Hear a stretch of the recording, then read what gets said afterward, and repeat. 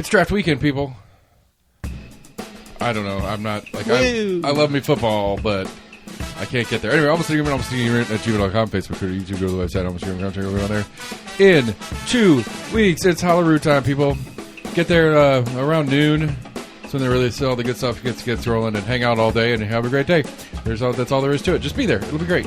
May 9th in the wonderful historic Happy Holler. Go to happyhollerproject.org or holaroo.co for more information and check it out. Another fascinating week. Early voting has begun. Guess who's voting the most? We'll talk about it. Almost in agreement. Facebook, Twitter, YouTube. Go to the website. Check out what you're going on there. Favorite podcast writer. Like, friend, follow, share. Text your friends. See what you can do to support the show. We're going to keep doing stuff. Early voting is open, and the hits keep on coming. We keep getting more and more fun stuff and arguments over stupidity and whatnot. And we're going to talk about that and guns and paying racists. We're going to talk about paying racists. So, all right, here's the show, everybody. Here we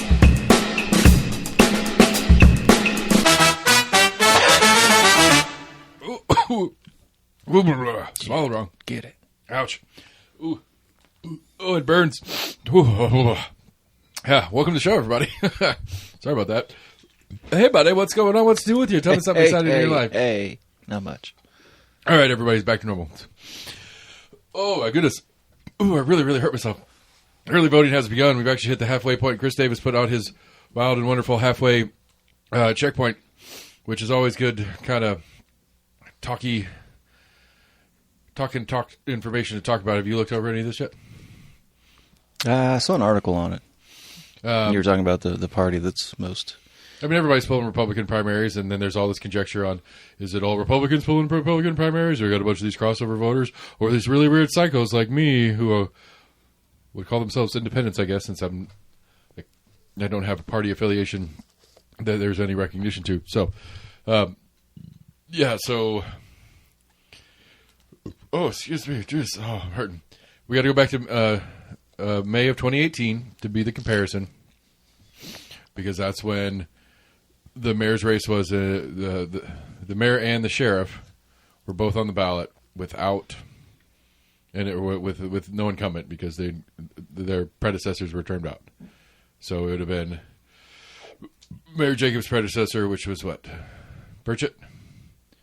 Was it Timmy B back in 2018? County mayor, I think so. Yeah, so Burchett had finished his term, or he's on the end of his term, presumably on his working on his first state house run because the timing worked out for him, or maybe not, whatever. But he was termed out, or whoever was termed out, and then Jacobs was running. So anyway, that's the more realistic comparison where we have the matching races. District 10 in County Commission, District 11 County Commission. So our two at-large seats, our mayor, our sheriff, trustee, judge, all these other ones were all on that ballot too. 2018, at the halfway point of early voting, 10,050. At the halfway point this year, 13,600. And so as we go down through the different parts and pieces of it, he's got age demographics. He has ballots pulled, which I guess by Tennessee law, if it's ballots pulled, that means it's by law, it means Republicans voted, but however that goes, technically, since you just pick up whichever one you want when you get there. And then he's got it split up by people that are in the city, people that aren't in the city, which I kind of find fascinating. I don't remember if I remember looking at that one before. But my number 1A is, what did I say? 13,600 total votes cast. 18 to 29, about 400. 30 to 44, about 1,100. 45 to 59, about 2,400. Leaving, that combines for like 4,000 of the 13,000. 60-plus-year-old Knox County residents. A little over 11,100 of the 13,000 votes cast by 60-plus. Old people. Old people win. Old people for the win. And so, but it gets me thinking about stuff. It's like, okay, so on the things that we've talked about, specifically on the mayor's race, have you talked to any old people? Do you talk to your folks about elections? Nah, not too much. What do you think, knowing your parents, what their priorities are in things. Do you think your parents would be put off by a tax increase on their house? Probably. Do you think your parents want to get the roads fixed? Probably. Do you think your parents want more density in their neighborhood? Probably not. If I would guess on policy, now I know your parents well, because I've known them for years, but I've never really talked politics with them. But just as the way I know your parents, if it's truly on policy, not on the feeling they get or, the vibes, because vibes is part of people's election thing. And, on pure policy, I think your parents would be voting for Betsy. Because I think on the policy points that we've discussed at length, no new taxes, slow down growth, don't put more density into these neighborhoods kind of stuff. That probably lines up with them more. Yeah. I'm sure they want their roads fixed, but every candidate says they want to fix the roads. Only one candidate, 1.5 candidates of the Republican primary, I don't know. Kim is not focused on roads this conversation. She does talk about infrastructure a lot. So I guess,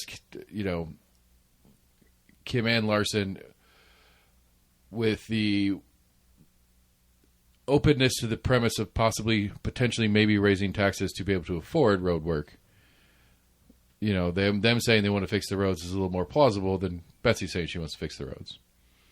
But your parents don't know that. So on rhetoric, Kim's no taxes, no apartment complex next door to your home that you've lived in for 40 years now. And we're going to fix your roads for you. I think that would sell to your parents wonderfully well. I don't fault your parents for this at all. I'm not trying to make fun of your folks. You know what I'm saying? But so, and again, your parents are 60 plus, and that's the point I'm getting to. And I'd say especially if you own property, if you're 60 plus years old in Knox County and you own property, I think Kim's rhetoric sells. So I have a hard time not watching this midway breakdown and going, at least in early voting, I think, or not Kim, Betsy sells.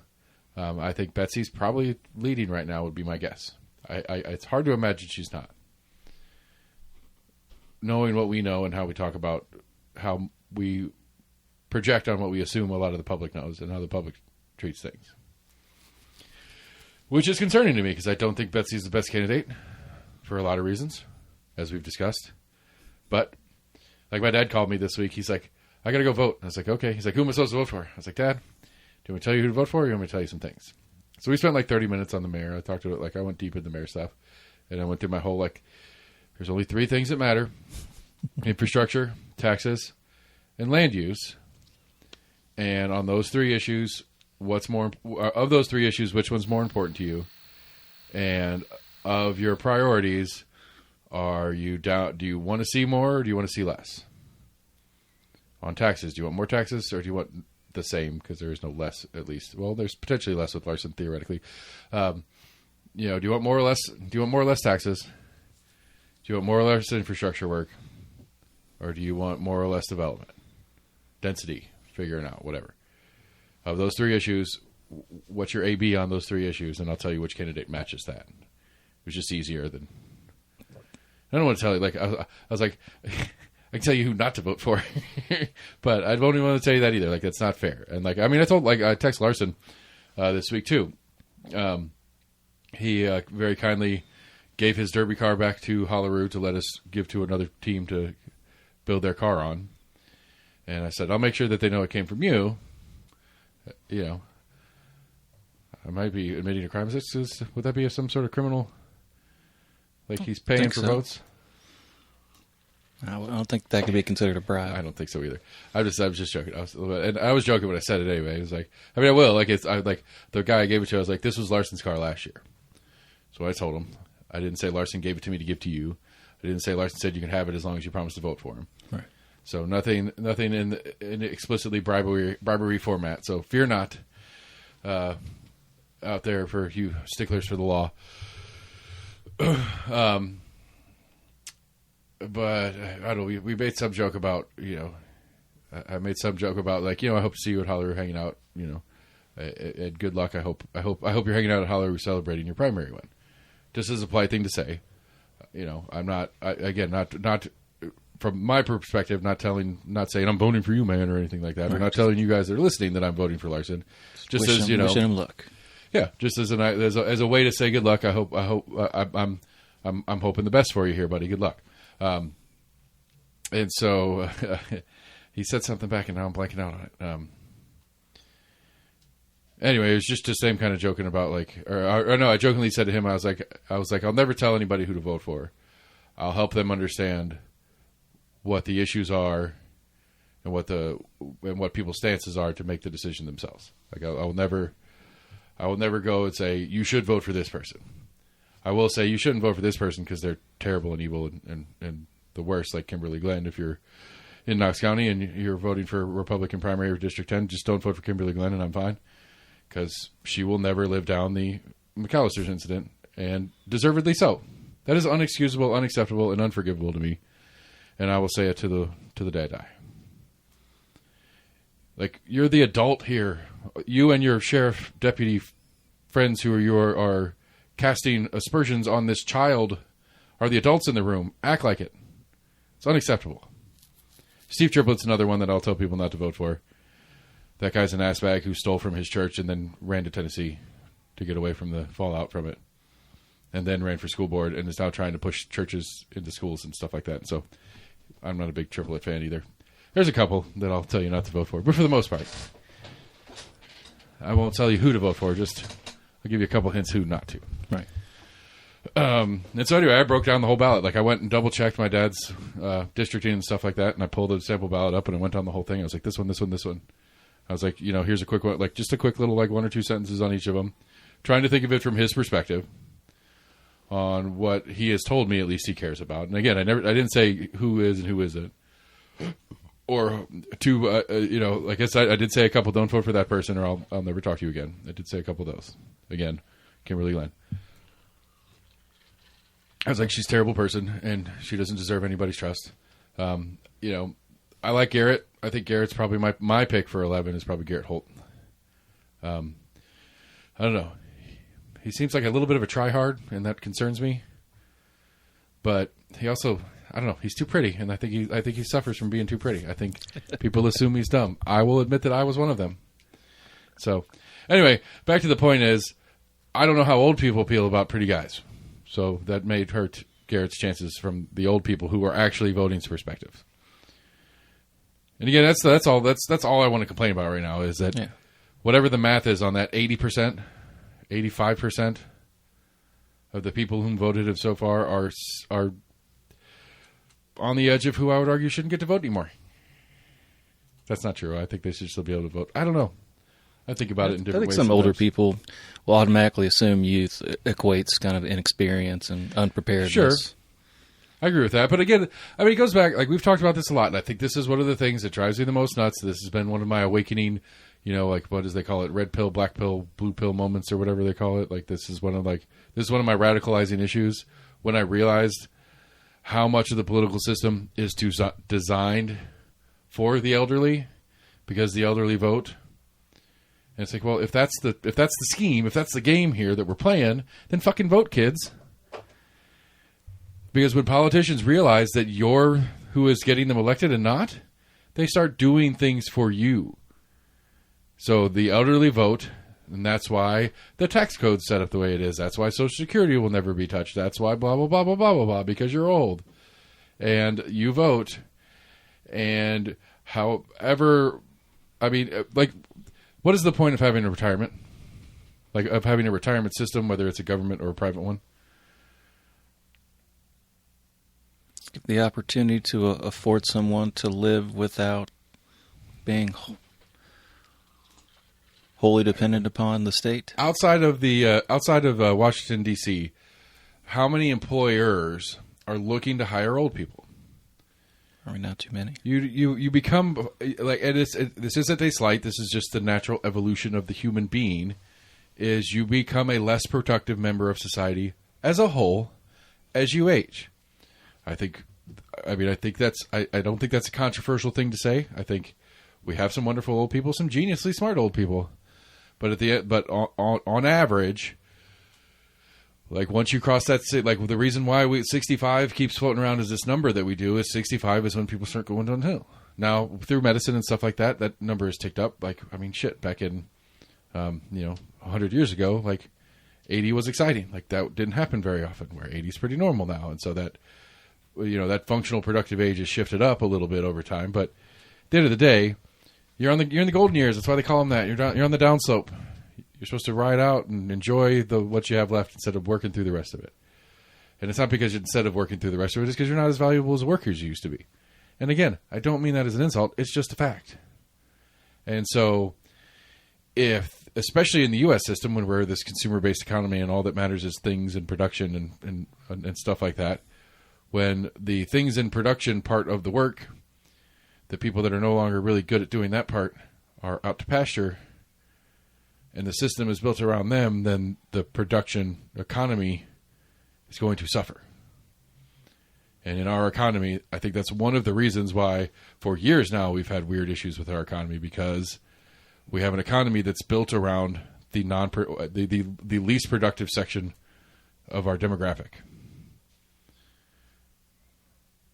And so everybody that is productive gets taken from to tend to the top and bottom threshold of unproductive human beings. But more importantly, the lower end of the threshold doesn't get to vote, and so the government policy side of that is all leaning towards the non-productive elderly and protecting them and making sure that their finances and wealth and stuff is tended to, instead of worrying about the productive section of the economy and their wealth and their ability to get ahead and their ability to save and buy and blah, blah, blah, blah, blah.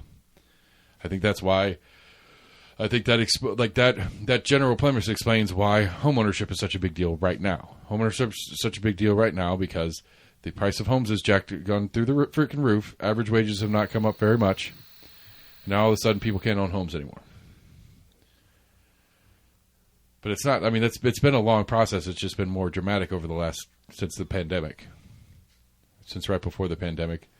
We did have a correction with the 2008 crisis. Yeah.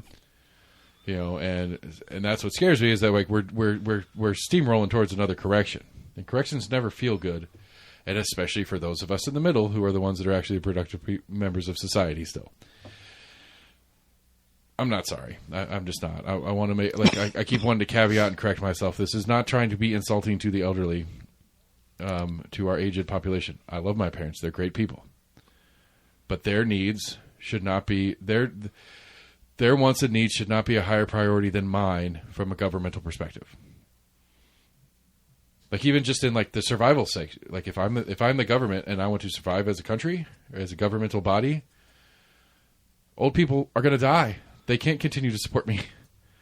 They can't see, like whatever my bureaucratic machine is that I do, the elderly are going to die off. So I can't spend all my energy pleasing them, because when they die off, there will be a generation that comes into the gap, but it's not at some point the wheels fall off of this thing. The focus needs to be on the productive middle section of society, who is conveniently some of the least active voting population.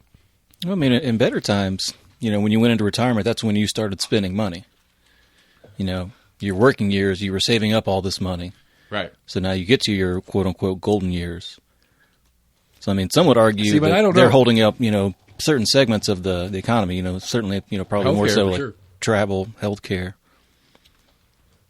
See, but I don't know if that's functionally true. Like, yes, they are saving up money to get to retirement, and then they're starting to spend. But they're also cashing out of their, stocks and whatnot. Fuck the market. We don't like the stock market anyway. That part's irrelevant. I mean, yes, you're correct, but I don't know that means they're spending more in total. Like adjusted for inflation, that stuff, when they were 45 and working, their total expenditure is probably the same when they're 70 and retired. It probably doesn't tick up other than the inflationary. Maybe a little bit more because they're doing a longer vacation. I don't think they're probably doing a little bit more, like, it's not extracurricular spending, but see, but things they wouldn't have spent money on previous years. But I think there's two. But I think that's got to be offset by things they're not spending money on anymore. They're not spending money on commuting to and from work like they used to spend. And maybe the top one on there is they're not spending money on housing because they paid their house off in that time frame too. Okay, so you have $1,000 a month mortgage or whatever. About the same time you retire is when you finally get your house paid off. Well, you spend $1,000 more. You spend the same $1,000 a month. It's just not on a mortgage anymore. It's on going to Cracker Barrel and having breakfast every morning with your buddies. You know what I'm saying? Yeah. Like the total expenditure is the same. It's just going a few different places. Because there's a lot of stuff as you get older that you don't spend money on anymore. Housing being a huge portion of it. Like I think Dave Ramsey says 20% of your salary is how much you should spend on housing. I don't think that's I think the average in America now is like 50%. Like 50% of people's income is gone to pay for housing. But when you get to retirement age and you paid your house off, you get that 20% of your expense budget back. And then you just spend that on other stuff, or you don't spend it at all. It's like Max's dad.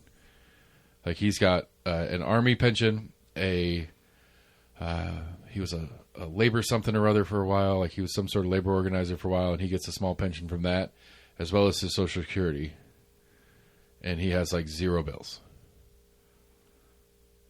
Like he's on Medicare or Medicaid or whatever it is. Like his health care is covered between the VA or retirement health benefits.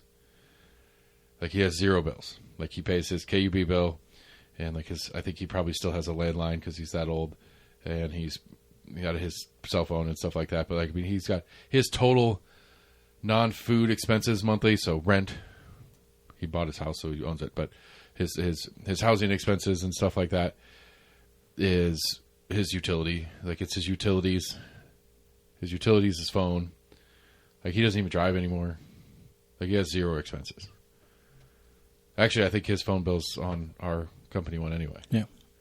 So, like literally, he pays however much power he uses from KUB, which isn't nothing. Don't get me wrong, but you know, an expensive with his house and stuff like that, maybe $300-400 average a month. And I think Max said he's bringing in like $4,000, $4,500 a month in all his different retirement stuff. Mm-hmm. I mean, it's a lot of money to do nothing with, and he buys stupid shit all the time. Like a camper that I think he's had to put his body in twice, maybe 3 times. And then we lost it in the woods, and that's where it's staying for the rest of the time. Anyway, my point is, I love you old people. Just maybe children, we need, like, again, I guess my point is, it's not the old people's fault. They have the right to do it. They take the time, they put forth the effort, they do it. Are they educating themselves? Meh. My dad did this year at least. But, you know, this is the first time my dad's ever asked me that question. And we've been doing this for a while, so I don't know how well educated my dad's been voting prior. Not that I'm the only thing that can educate him. I might be. But he is a paper guy. He still gets the paper delivered daily, and he reads the paper. And like, it's really funny. He doesn't. I don't think he gets it physically delivered. I think he has the digital News Sentinel, and he will print pages.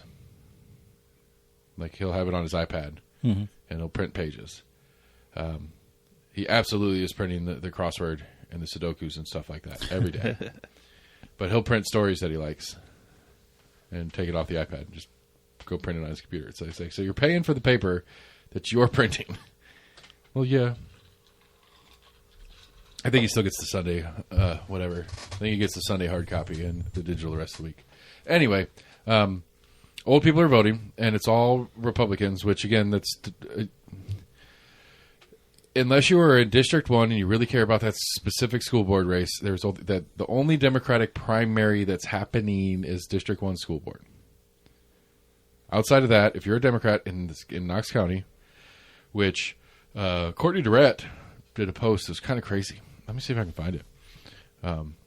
It's kind of awesome. I always liked Courtney. I thought she was a cool lady. Yeah, there she is. Here it is. Let's see. Let's get it going. What you got, Court?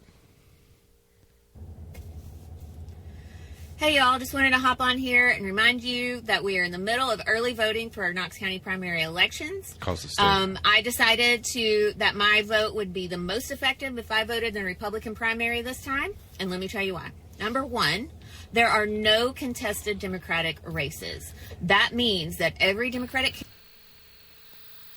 Sorry, Courtney. Mild correction. There is one candidate that's on the Democrat ballot right now will move forward to the August general election. Number 2, this is the only way I would have a say in my county sheriff and my county clerk. Both of those seats do not have a Democratic candidate. So when this Republican primary is over and we narrow it down to one person for each of those seats, that's it. They will be the only name on the general election. So really, this Republican primary is where those 2 seats are chosen. Number 3, and probably the most important reason I decided to vote in the Republican primary, is I wanted to ensure that if my Democratic candidates did not win, that the Republican candidate who would take office will work across the aisle and work for all of Knox County. So that's a little bit of a poke. Not just members of the Republican Party. There are candidates who are actively saying right now that they have zero interest in working with Democrats. Refusing to work with people who have differing viewpoints than you is not leadership. That's performance for a base. We need to ensure that both candidates who show up on the general ballot, election ballot in August, are there to represent everyone, not just those that view things the same way.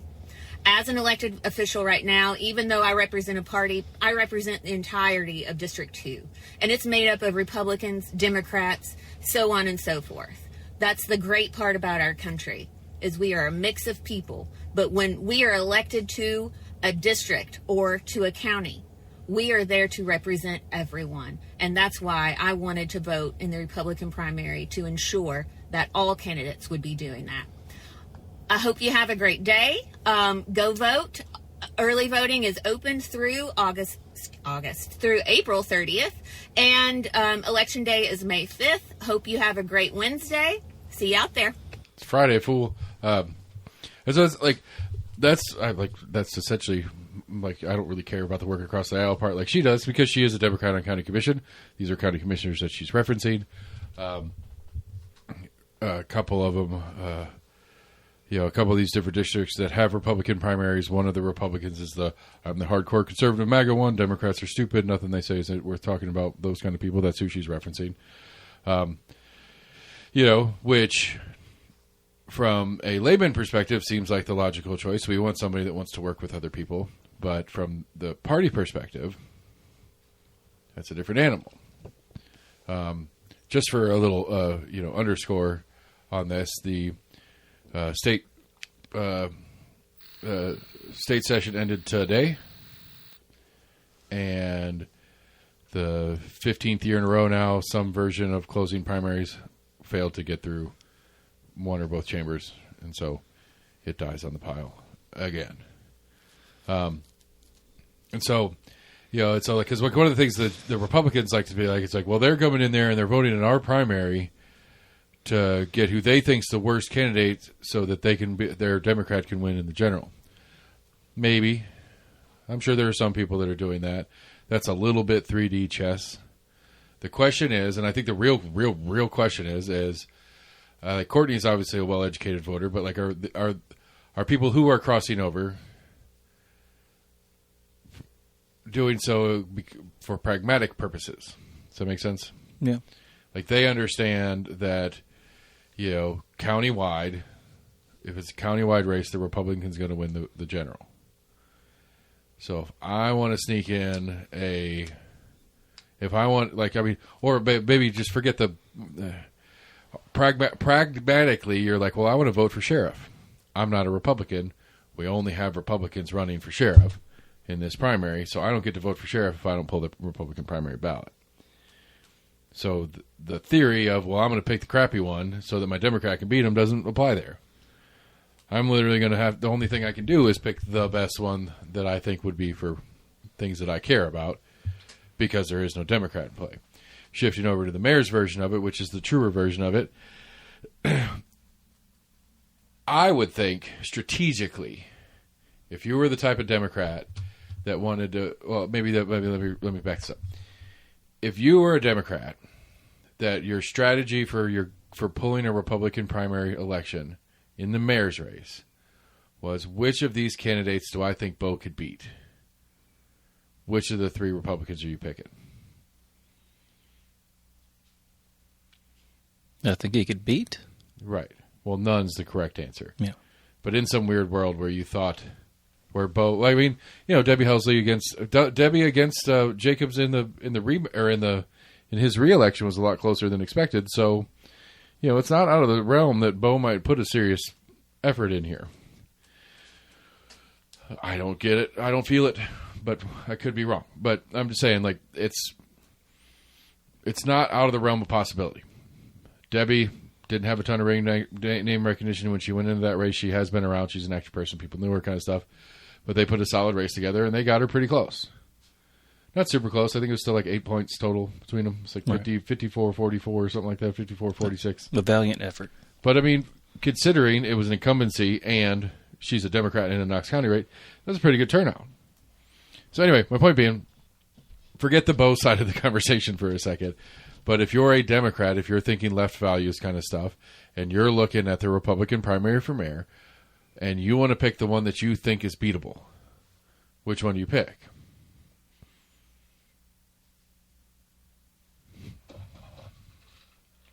I'm not sure. I think I pick Betsy. If it's me, I pick Betsy because Betsy, the one that comes across as the MAGA psychopath, and my Democratic mindset has to believe, for the sake of all things good and proper, that these MAGA people are peeling off as fast as they can from the Trump core right now because of how bad things are getting. Because Betsy is the dichotomy of what is a potential good. Like, I mean, again, if you're a more left-leaning person, you care more about social services, and you care more about stuff like that, she is the one that's screaming from the mountaintops that she hates those things. And at some level, you have to believe that most people don't think that way, or that a good number of people don't think that way. Because I guess my point is that I think Kim or Larson have more potential appeal to the left. So if you took Kim or Larson, they're going to take most of the Republican votes and maybe a couple of the left of center votes too. Yeah, I see what you're saying. Where Betsy's going to take all of the far right votes, but your Democratic candidate could pull some of the just right of centers over to that side because they're like my dad probably being an example. Like, my dad in passing one day is like, I've never regretted who I voted for. I will never vote for Trump again. I think he voted for him in 2016. Yeah. Didn't vote for him in 20. Didn't vote for him in 24. And so, like, a character like my dad, who has that mindset, I don't think he's going to vote for Betsy in a general election, even if it means he has to vote for a Democrat. Because he's so grossed out by the MAGA portion of the party, even though he considers himself a Republican, that's too far for him. And so he's either not going to vote, or my dad would vote for Bo. Yeah. Where if Larson or Kim's on the ballot, they're not that. And so I think my dad could handle voting for them.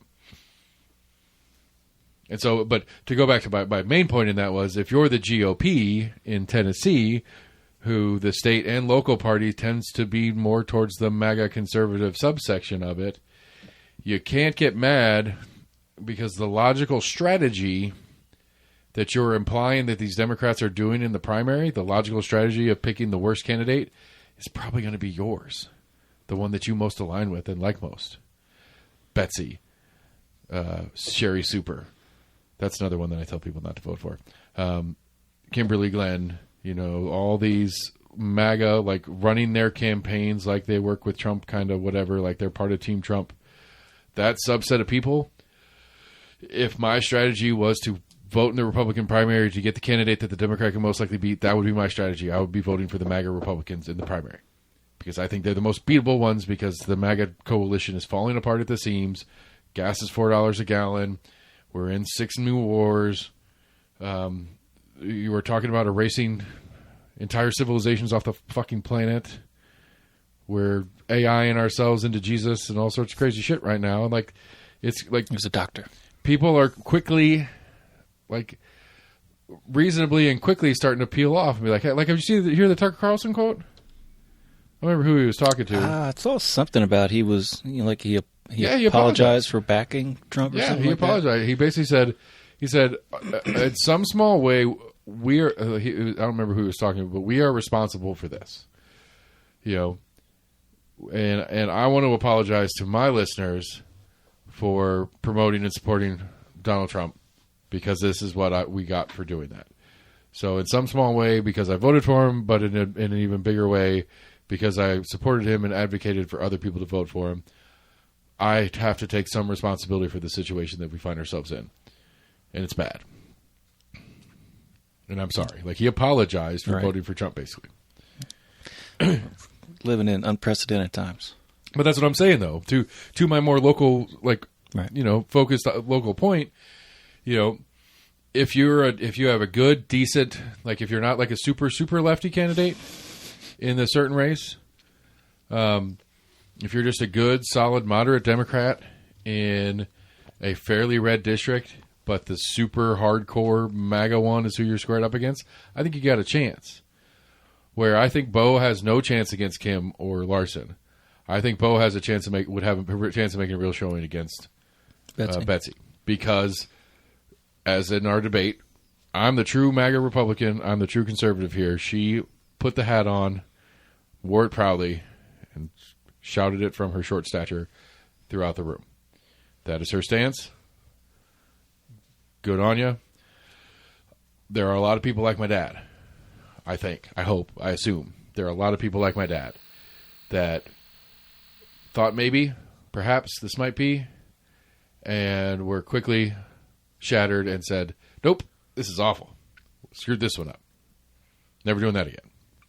And anybody who's trying to affiliate with him, they're not voting for him. So, anyway, I get to just kind of... I think the argument from the GOP is dumb, because I think the candidates that they like most are the ones that the crossover voters would support if that was the strategy. The reality is the crossover voters are supporting, much like I believe Courtney's speaking of here, they're supporting the more moderate Republicans in the primaries, the Larsons, the Kims,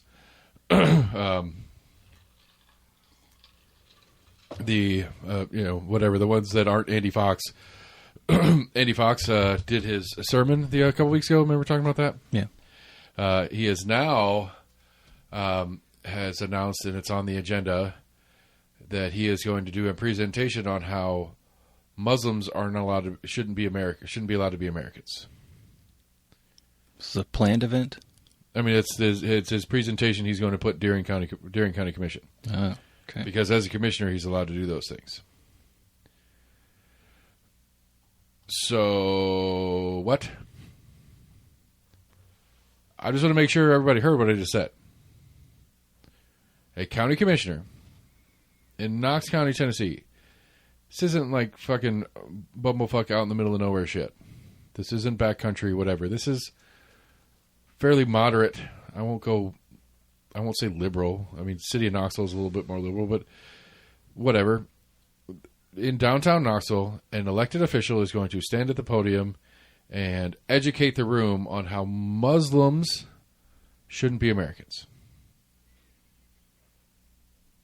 I'm having a little problem.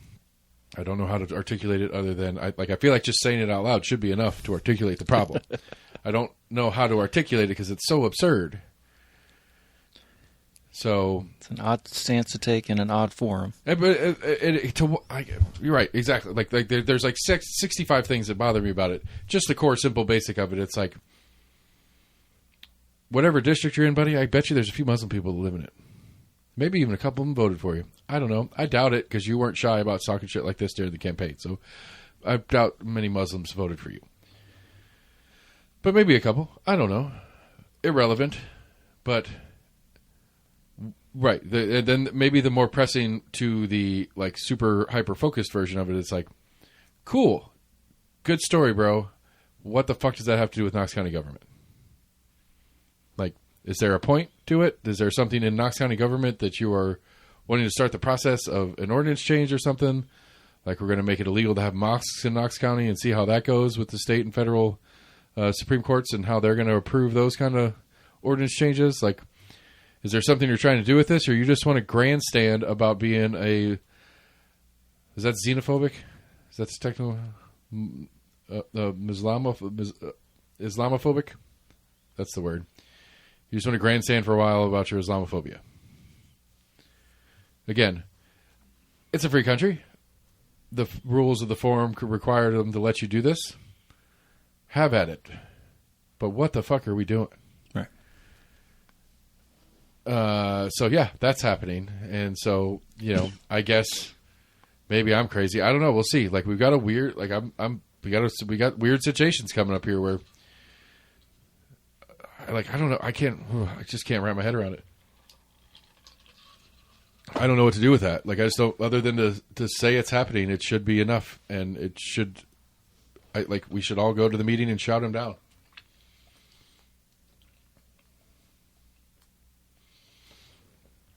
Should just go and read the First Amendment over and over again in the middle of his talking. So, yeah. Anyway, back to the original point. Old people are voting for Republicans. That's what's happening, everybody. I'm guessing a lot of old people voted for, what's the start we were just talking about. Other than that, Kikanen announced her budget today. I'm really confused. I don't really quite understand a couple things. It's a very lean budget. Nothing's really changing. She had made a point through a pre-announcement interview series. Apparently, this is not something that's uncommon in the industry. I guess is that you do an interview under embargo, which is basically sit down, do the interview, and say, "Hey, you can go ahead and write your piece up, but you can't release it until X." And so basically, she did some interviews with. She did a TV series and a print. It was a group interviews, I guess. Like the TV guys were in there. They did a series of questions and whatever, and talked about some stuff. Then they left, and the print guys came in and they did that. And it was like, hey, prep it however you want to do it. Get it ready to go. You cannot release it until after I do the presentation on the new budget. Yeah. And they say, okay, great. And so it's funny because we changed the timing of the Compass podcast today because Scott was there covering it. And so about the time Scott was thinking it was going to wrap up, my WBR news alert comes up and it's like, you know, American Cannon introduces her new budget for the year, and it's a whole story. And it's like, damn, they wrote that story quick. Well, that's because they wrote it the night before, and they just had it timed out to release about when they thought the thing was over. And the way the story reads, which makes it kind of weird because Scott was there, and so some of these things didn't have, like, the way the story reads is like, this is what they went over in the presentation. It's like, well, no, some of this stuff is outside that. But basically the way the story reads is there's a couple times in the story, at least, that, like, American Cannon's like, I would have done this shit, but you guys voted against my tax thing, so suck it. Like, made it a point to say, we're not building new roads or sidewalks, we're just fixing the ones we have. All right. But part of the presentation that I found the most curious is the projections for income are relatively flat. And they blame that,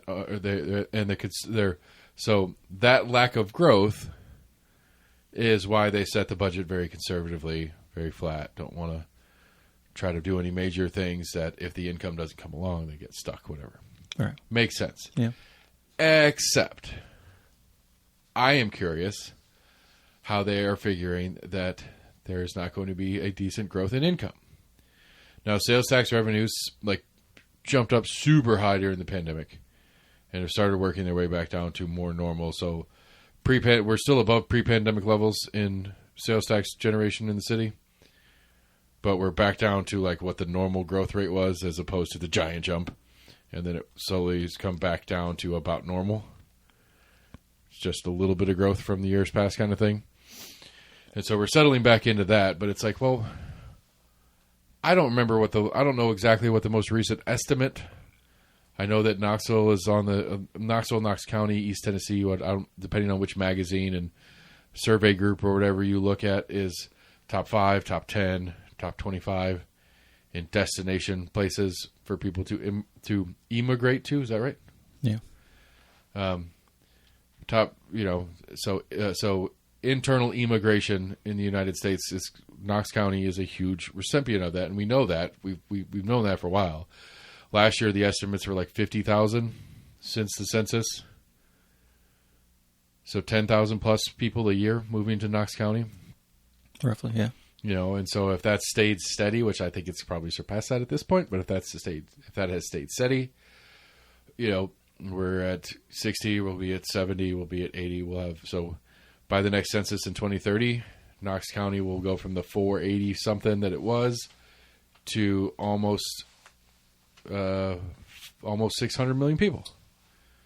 And a good percentage of those being city residents.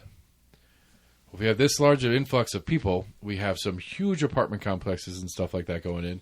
Belltown's a county property, that's a different story. But there's been a lot of building in downtown Knoxville and stuff like that should be increasing property tax rates a little bit. A lot of pilots, a lot of TIFs, I get it. I know where you're going. I can see it in your eye. I can see you twinkling, getting ready to say pilot to me. But there should be that in with like sales tax should be going up. Like more people spending money on living life should be increasing the sales tax, regardless of property tax increase.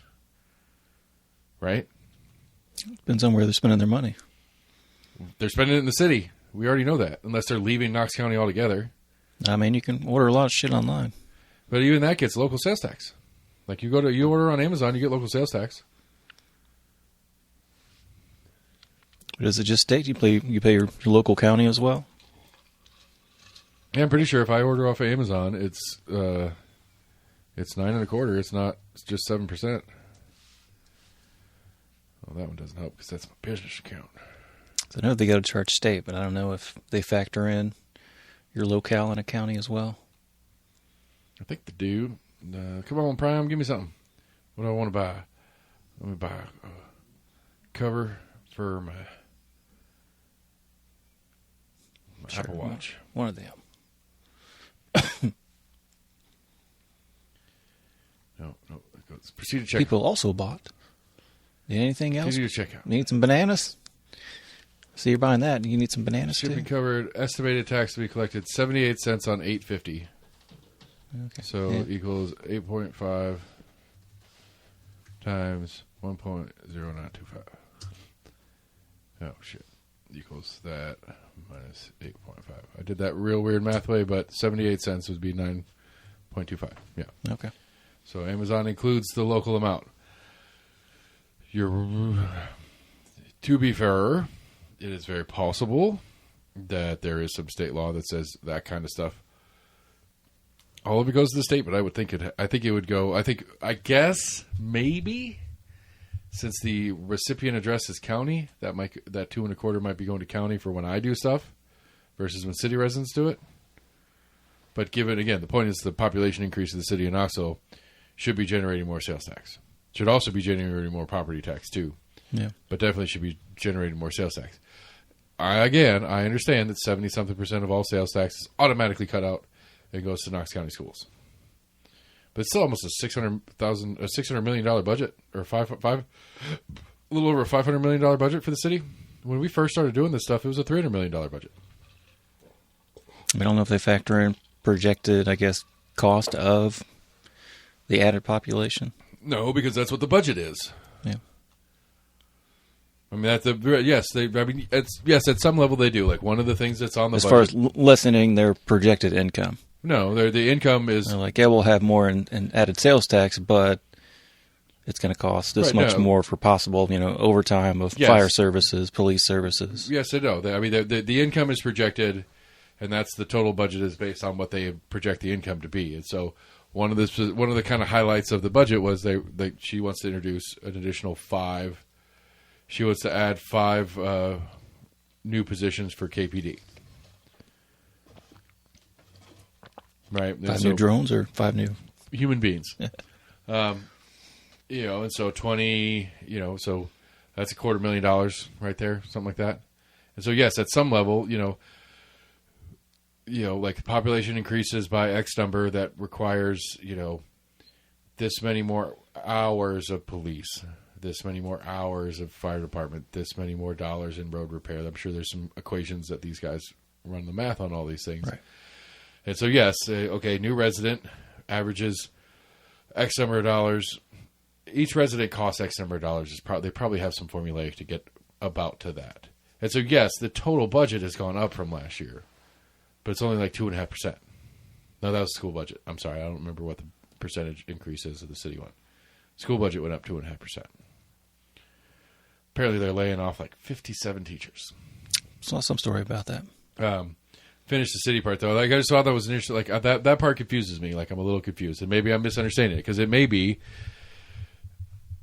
I don't remember what the total budget was last year, and so the total budget might be a significant increase, and what they expect a significant increase in income, but that's all going to be offset by essential services, meaning they don't have extra funds to do X, Y, or Z.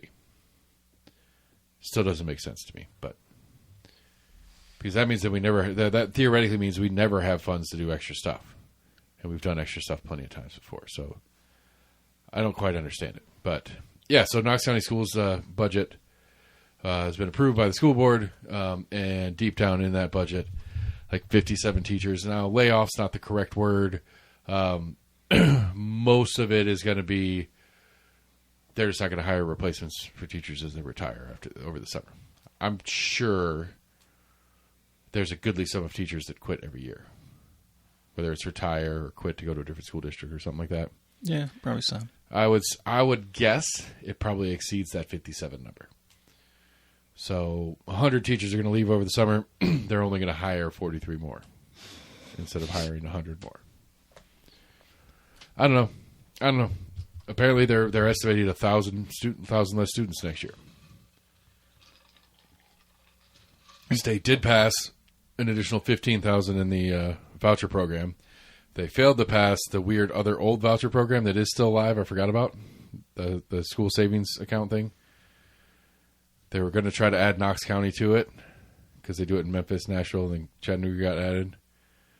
And then they were going to add Knoxville to it. And it's really what they were trying to do is backdoor Governor Lee's doubling. Because if they could add Knox County to the other version of it, they could do less of the standard vouchers to Knox County, still have more total in Knox County, but then have a couple thousand left over to spread around the state, getting the total number up near 45,000 or whatever they're trying to get to. So, I don't know. We're in for a fun state, couple of years of state legislature. It's going to get nasty. Gas station heroin has been banned. That was one of the ones. Well, there was talk of that and nitrous. Do what? I thought that and nitrous was being talked about being banned. I didn't hear the nitrous one, but Kratom derivatives. It's very poorly written, as per usual. I did a little bit of poking around in it. I need to do a deeper dive. It's on my list of post-Halaru things to figure out. On July 1st, the way it reads to me, all of your extract and concentrates, basically your 7-OH, your 7-hydroxys are gone, people. Just get on board with the idea and figure out a different thing to get fucked up on. So those 7-OHs are gone. Kratom is still legal in its, quote, original form, which basically means the powders. Powders will still be legal. Not sure, this is what I've got to get clarification. I'm not sure if the powder-filled capsules are still be legal. They should be. You'd think. Because they're just, it's just a modified packaging. It's not, right. Which I'm mixed feelings on. Like the libertarian in me is like, who cares? Like, this is stupid. Let people consume whatever they want to consume. I'm the guy that thinks pharmacies shouldn't exist. So I'm certainly not the guy that's going to be like, we should ban this product or that product. However, I'm not too mad that this one's coming off the market. Like, it's not one that this one is not one that I would pick a fight over. I would add it to my list of things if I was fighting about stuff anyway. Like, this is stupid. I'm really, like, it makes me sad, to be honest. To be fair, like, we have a lady, and I'm worried about her in general. Like, she worries me a little bit because she goes through a lot of it.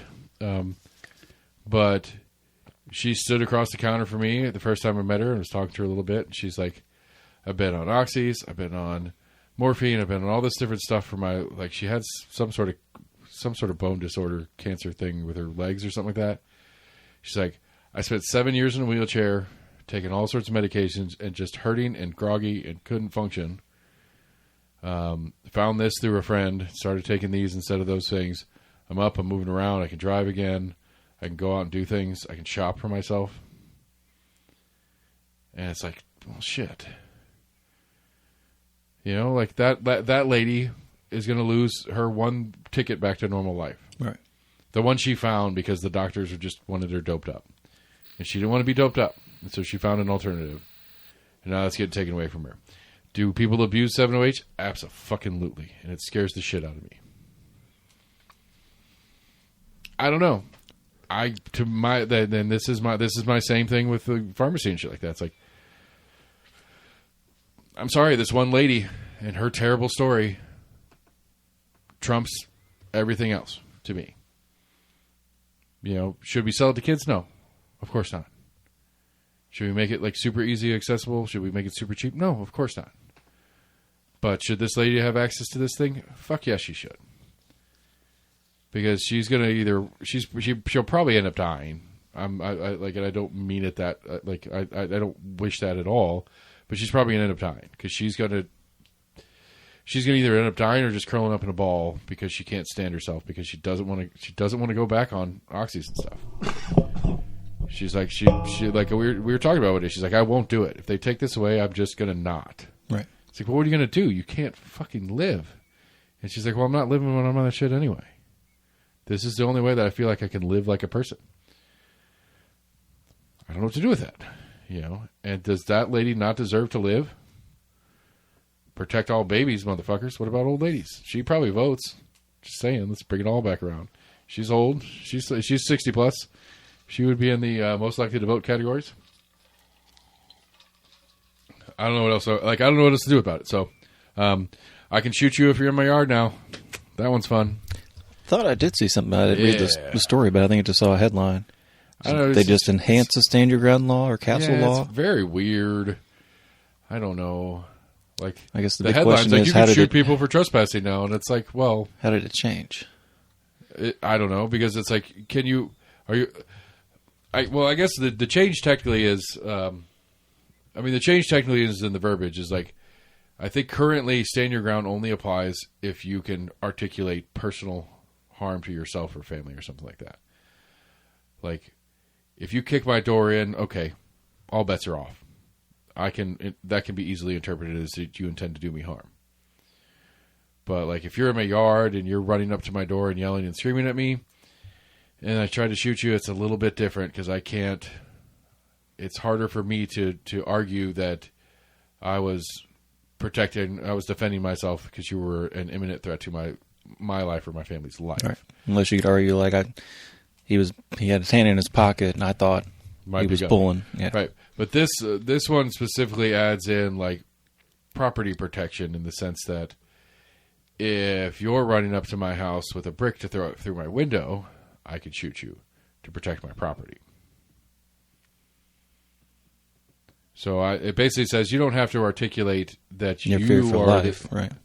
You don't have to legally articulate fear for your own life and your own safety.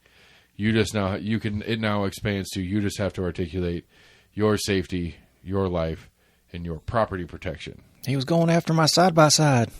I had to shoot him. I mean, I don't know. Like, I remember getting this argument with, what was his name? When this bill was in play last year, or a similar version was in play last year. It's like, that's why you have insurance and stuff. It's like, yeah, but insurance sucks. Why do I need to give over my protections to someone else? Especially to protect somebody stealing my shit. Why can't I stop you from stealing my shit? Because theft isn't a capital crime. Neither is murder in a lot of states. What state is it? Is murder not a capital crime? How many states approve the death penalty? Capital crime is a death penalty, right? Not all states have the death penalty. I think or life imprisonment. No, I'm pretty sure capital offense implies death penalty. That's how I always read it. Oh, maybe I'm wrong. Maybe I just assumed that it also included life imprisonment.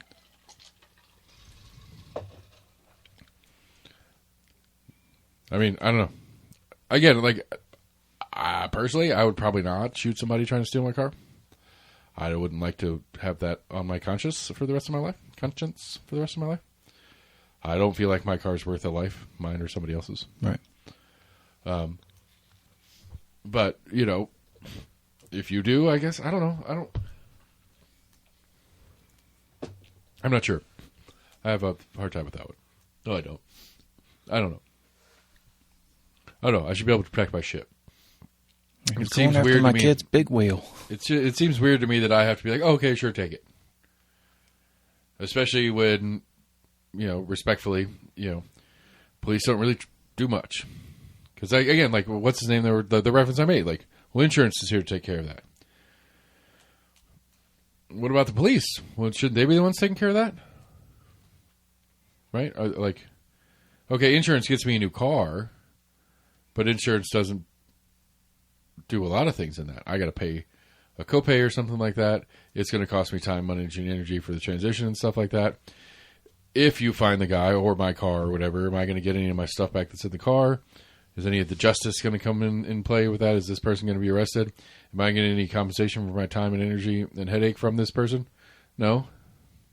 Again, the time and headache is worth killing somebody. I think you could argue from restitution. It's probably more civil. You could argue it. You ain't going to get shit. I don't know. It's not the end of the world to me. Like, you know, will there be some lunatic that shoots the UPS guy for dropping a package on his front door? Probably. And that sucks. But it's not going to fill the standard, and that guy's going to jail. It's like, well, he was trespassing my yard. It's like, no, he's not. By ordering the package, you have given him express consent to come onto your property. That's how delivery service works. So that's not going to fly. Right. I don't know how well you can feign ignorance. Like, well, he wasn't wearing all brown for a UPS driver. I don't think it matters. I mean, because, you got all these Amazon guys that are just in their own street cars and shit like that. Right. You have to, like, to me, and I don't know how the law reads specifically, to me, you better be fucking right. You better not shoot some Amazon delivery guy that's dropping a package at your front door. That's where it gets into like a weird area of some states do kind of lean more towards like the quote unquote victim in that it comes down to their reasonable fear for their own safety. Like I saw somebody that I didn't recognize. I rarely have people pulling in my driveway. They often, don't hold up in court. There's been a couple times where I'm saying, like, even if you make that argument and it's the Amazon guy, it's like, well, you ordered a package, bro. Of course somebody's coming to your door. You are expecting it. You ordered it. I'm thinking in the case that you didn't, like they just happened to pull in the wrong driveway or whatever. Yeah, you have to. I mean, there has to be some threat, right? And I think the Tennessee one includes that.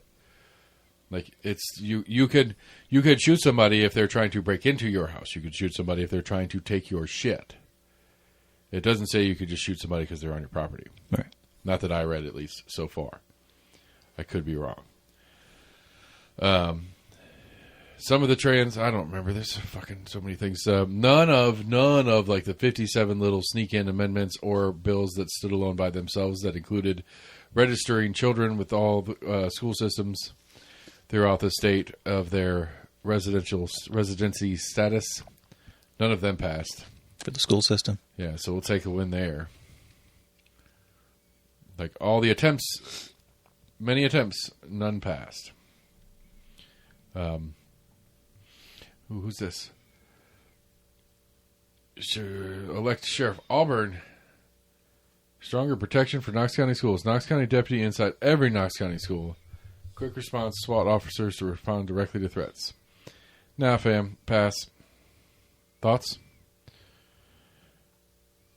Auburn for sheriff. School safety is one of my top priorities. 70% of violent encounters at schools occur in 5 minutes or less. Having a deputy inside school, which they're not fully staffed, so I don't know how they're going to pull that off, but okay. He'll get one in every school. Within 120 days of him taking office, he will also develop a quick response SWAT team. I just don't want another SWAT team to exist. We already have one. Or 2. How many SWAT teams do we already have? I don't like SWAT teams. I'm sorry, it's a bad word to me. It's a 4-letter word. It is. I see that's a 4-letter word. What's in reference to? I don't like SWAT. I know. I mean, just 4-letter words are bad words, quote unquote. Oh, okay, gotcha. I said SWAT is a bad word to me. It's a 4-letter word. Anyway. I don't understand how it would be any different. I mean, my understanding of it now is you have, essentially, I think if you're SWAT trained, I don't know if they try to keep so many on call, but I guess on duty at certain times of the day. Sure. But I think if you're SWAT qualified, you keep your fucking duffel bag with you. And in those instances, you're kind of somebody that's called upon specialty for that. It's like you've got the equipment and the know-how. You park around the corner and get into the cool... That's what I'm saying. I don't know how it would be any different. You jump in the armored vehicle around the corner, so the armored vehicle isn't driving them from the station all the way down. They meet up somewhere on the way, jump in the armored vehicle and kick a door in and shoot a teenager because he's selling pot to his friends at school. Those guys. Sorry, that's a local story. They murdered a kid for dealing drugs through like TikTok or something like that. I guess he wasn't a kid; he was 18. Well, I don't know. What is it? Is 18 a kid still or not? I'm confused. I'm going to call him a kid. He can't smoke, can't drink. All he can do is go to jail, go to war, take out bad loans. Yeah, you're not an adult yet. Can't vote. Well, I guess you can vote, but you're not going to vote because you're 18. I don't like SWAT. I don't understand the necessity. Like, I do understand the necessity. How many situations has Knox County had in the last decade that would necessitate SWAT? Especially a new SWAT unit. On top of the current SWAT unit that we already have. Did he say that was going to be a new unit? Yeah. He said he will develop a new unit. Okay. I will work relentlessly to fulfill in my 120 days in office. I will also develop a quick response SWAT teams to respond directly to school threats. Like, I mean, like I don't mean to kind of veer off too far from the political, our current election cycle talk, but like, can you think of one? We didn't talk about it last week. I sent you that headline of the officer that, where was that? It was local. Jefferson County. 2 Jefferson County deputies shoot and kill a woman who was trying to kill herself. Just a great headline. Like, well, you stopped her from hurting herself, guys. Good job. What do we do with that? Anyway, like, realistically, I mean, I don't know. I'm not, like, I know you got a buddy that's in, and I'm not trying to defame him as a person. It's the idea of the SWAT. It's like, what do we need? Like, why do we, like, how many SWAT teams do we need? How many SWAT events happen? And to me, it's what the concern is. You have the tool, you want to use it. First thing I did when I bought the hammer was go hammer a nail. Whatever. Like, I want to use it. I have the tool. I don't need to use it right now, but I want to use it. So what stupid thing's going to happen at a high school and they send out his special new unit because they go, ooh, we want to play. And they go kick in a door. I don't think we've had like a school shooter incident in a while. We've had weapons found at school. Maybe they would have gone to Gibbs and kicked the door down and helped those kids that got fucked up vaping. The vape kids, the kids that got sick vaping in the bathroom at Gibbs. Oh, gotcha. All right, so here's a weird one. Mine shows me a picture in the car on the way home today of a car parked in front of one of the exits, like in front of, to the point where the doors wouldn't open, and it stayed there all day. Seeing a prank? I don't know what. Yeah, maybe it was parked there and sat there all day. And it's a high school. High school has at least one KPD or Knox County Sheriff's Office. All of them do. They have an SRO and a real cop. Mm-hmm. At all of them. And it sat there all day. They didn't tow it, they just left it. It's like, that's a fucking fire escape, people. Right. Like, that's where, like, when you do a fire drill, I guarantee you a couple hundred kids go out that door. And the kids are taking pictures of it and giggling about it. Which is fine. That's what they should be doing. But, like, why is that car still there? Why wasn't that car pulled out of there immediately and taken to the junkyard or whatever you do with it when you tow cars away. Like, very fascinating little, like, whatever. It's like, what? It seems like a no-brainer to me, but apparently it wasn't. Like, oh, that's just Johnny. He's being silly. I don't care. That's a fire exit. It's vandalism. I mean, maybe. I mean, it was a little bit in the grass. He might have been hurt. He might have broke a few leaves, a few blades of grass. But I mean, it's like, I don't know. Like, whatever that. I don't know. Like, I can't. How did it not? Like, no way. Some teachers didn't know about it. No way it didn't get reported to the office. Why wasn't the first thing they did just call a tow company out? Well, more just call the police officer assigned to the place about, like, hey, that's going on, and then that guy should have been calling a tow truck immediately. Yeah, I would guess it's like a vice principal or a principal's car that they sneakily parked right there. I don't care. I know. I'm just saying. The only reason I can think of why they didn't do anything because they knew whose car it was. Okay, but go get the tow truck and get it out from in front of the door and put it in a parking space. Right. Or out in the middle of the parking lot where it will make pickup a pain in the ass, but at least it's not a fire hazard. I don't know. It was kind of, it was a fascinating little whatever. Anyway, the question that we were waiting on was the last time you can think of that we had an incident in Knox County that we needed a SWAT team for. Knowing that I think killing the kid down in South Knoxville is probably not something we needed a SWAT team for. I mean, you have, wanted criminal like apprehensions that you normally send in a SWAT team to apprehend. Look, again, I don't doubt there's a few occasions here or there. We probably have, I don't know. I'm not sure. Like, to me, the only time that I can think of, the general idea of a SWAT team making logical sense to me is that there is a person in a room, in a building, in a place, whom has the want, desire, ability, and intent to hurt other people. If we don't get that person now, they're going to hurt somebody. Directly, forthwith, with intent. Like, right now, we have reason to believe that this person has an intent to hurt somebody right now. If it's just some dude that you want to capture and he's in his bedroom, sleeping with his girlfriend, I don't feel the need to, I don't see why you would bring SWAT in on that. I honestly don't see why you'd kick in his door in the middle of the night. I don't like no-knock warrants. I think no-knock warrants are a terrible idea. Ask, what's his face with from the Because I Got High video, Afro Man. Ask Afro Man about no-knock warrants and how he feels about them. I think no-knock warrants, especially in a state that just passed new laws about being able to shoot people, like, put those two together. Oh, if somebody is if somebody is breaking into your home, you now have the legal right in the state of Tennessee to shoot them, even if they are not a direct threat to you at the moment that it happens. We have people that kick in doors to come arrest people. We have people with guns who can shoot people for kicking in their door. I feel like there's a likelihood. Although I say all that to say that we still haven't had a murder in Knox County yet, or in the city of Knoxville yet, in 2026. We're now 4 months in, almost 5. About to start our 5th month. And no murders in Knoxville. But I'm saying, those two things together, like, hey, let's get some more SWAT teams. Hey, you can shoot people coming in your house. Feels like we're going to get some more cops shot. If we're going to continue down this no-knock warrant. Right. Thing. Again, I don't see the need. I don't understand it.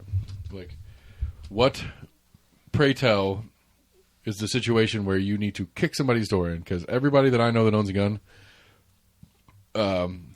you say, hey, man, if you heard your front door get kicked in, what's the first thing you do? Get my gun.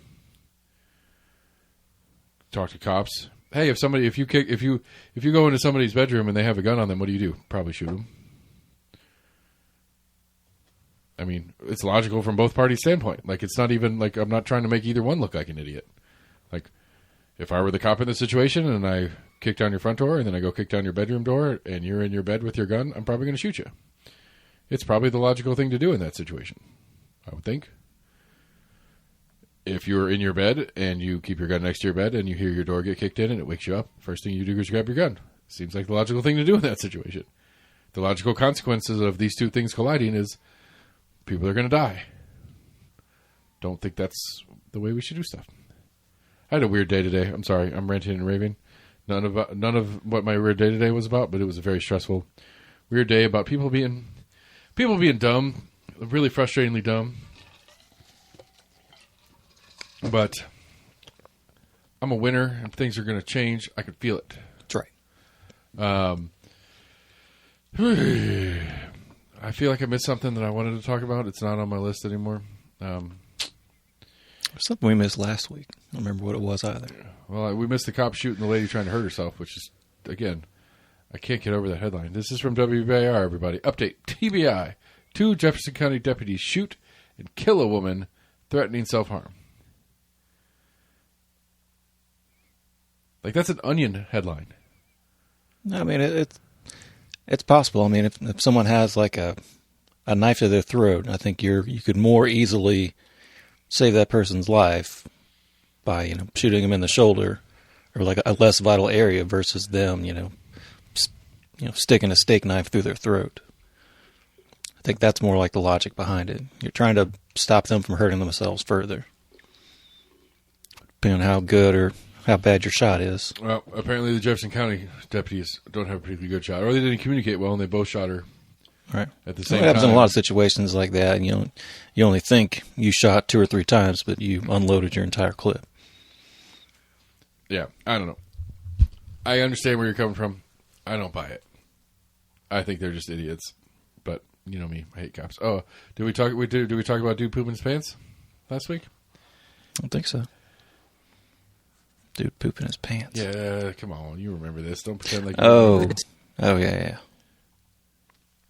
Here he is. Check in. Tirsa, take it away. And Tirsa and him coming in second. So glad for him, proud for him. Way to go, Zach. He looks great. He's smiling. And Tirsa's going to ask him what he was listening Yes, to. let's go ahead and check in. Tirsa, take it away. Okay, guys, I'm here with Zach. Congratulations. Way to go, Zach. How are you feeling in this moment? I'm feeling really good. God's given me strength beyond comprehension. Praise Jesus. Genuinely. Hit like mile 17. Had to poop really bad, so I freaking pooped my freaking pants. Oh, no. Yeah, like 4 or 5 times, actually. Okay, well. Yeah, 4 or 5 times. Mentality type deal. Okay, listen, you got to give it your all. That's what we hear. What are you listening to? What keeps you motivated? Oh, yeah, sorry. Katy White Perry. Girl Pop for White sure Girl for Pop. the first half. Love me that White Girl Pop. And then, Katy Perry kind of stuff? oh, heck yeah, Katy Perry's the GOAT. All Zach, right, you're a and then champ. I go Like, truly, roll into, you like, did win the some Bryan marathon champ, Adams. but you went on TV immediately after running a race talking about poopy pants. I mean, come on, man. Nothing says winner more than pooping your pants and telling everybody about it. My pens are not looking good. Yeah, seen that. It's been a violent and Well, I watched maybe 1 or 2 of the kind of recaps. it's just been Some of the recaps don't show any of the fights. Battle of Pennsylvania is pretty angry, and Philly's going to get As most people figured it would be. and the Flyers are going to go home feeling good about their status as champions of Pennsylvania. So, They could come back. They're down. yeah, I mean, 3 they're games to down none. 3-0, but It's been done before, but it's a bit insurmountable. I don't know. What are you thinking? I'm trying to think of what we might have been missing.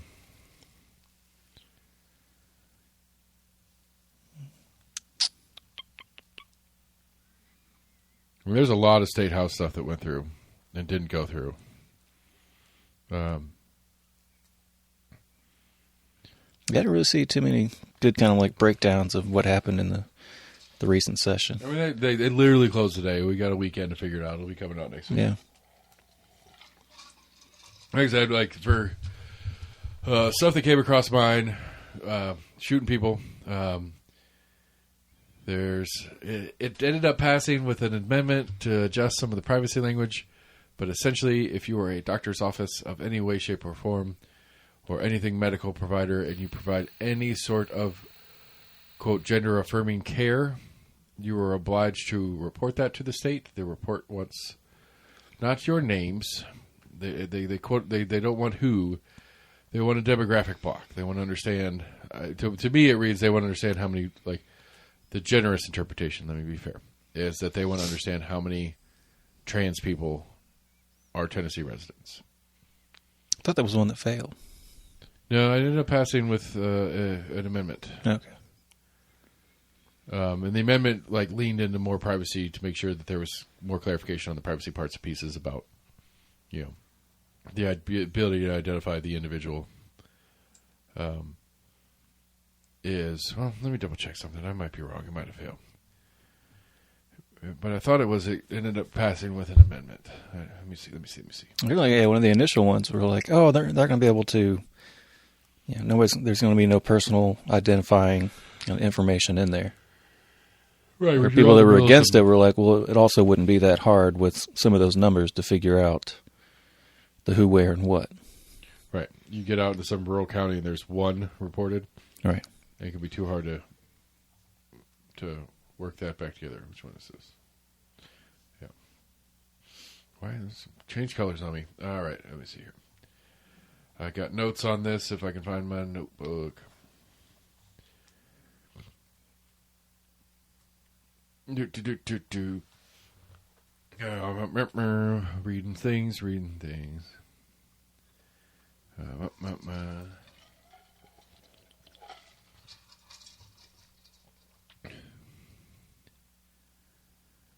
Yeah, the bill was amended a little bit before it passed. It added in some privacy.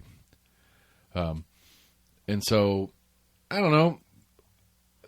It's kind of weird because another one that did pass, another one that passed is that the local governments cannot mention gender affirming or gender equality something or other on their anti-discrimination hiring packet information. We're an anti-discriminatory workplace. We do not discriminate employees by race, sex, gender, whatever. Right. Which you could still say gender, but only if it's biological gender at birth or whatever kind of stuff. You can't say we don't.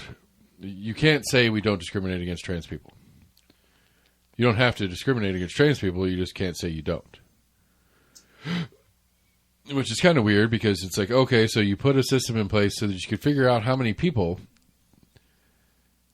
And so you basically made a subclass of Tennesseans, and then immediately said they can't be they can be discriminated against. It's so you want a classification to get some numbers on it, and then immediately, it just seems like, hey, we're going to figure out how many women there are and quit discriminating against women. In this case, it's going to be, we're going to figure out how many trans there are, make sure you're discriminating against them. Usually when you create a demographic subset, it's for protectionary purposes, not for discriminatory purposes. But this is Tennessee legislature, so that's that. What you got? Well, you looked at your phone. I thought we were looking down some bills. No, I was seeing one of their local stories. There's one where a SWAT team did go in. I guess there was a hostage situation at the Loudoun County Jail today. Oh, yeah, a nurse got roughed up. I did see that. It's $499 million city budget. Yeah. Is it up from last year? Does it say what last year's budget was? Let's see here. I mean, to be fair, Compass hasn't done their whole breakdown for me yet. I don't believe the news until I see Compass's version of the news. Go to your trusted source. That's crazy. That is kind of crazy, though. Property tax. It's $51 million higher than last year. So that means it was $55 million last year. What did you say it was? $447 million last year. And it's now a little over 500. A little under. It was like $499. All right, hold on a second. It was 4 something last year. 470 something last year. I think 440 something. 440 something this year and 490 something this year. 440 something last year. 499 for this year. It was 440 something last year. Yeah. So that's a 10% increase in budget. But necessary expenditures matched the growth. Okay. Interesting. That doesn't make any sense. Unless they're giving bigger raises than their fixed raise percentage because they have like a 5% raise They have like a 3.5% or 5% mandatory employee raise, city employee raise, or something like that. So the example she gave was that in regards to the sales tax, even although sales tax revenues are expected to grow by 2.2%, inflation is anticipated to hover around 3%. Okay, what about property tax?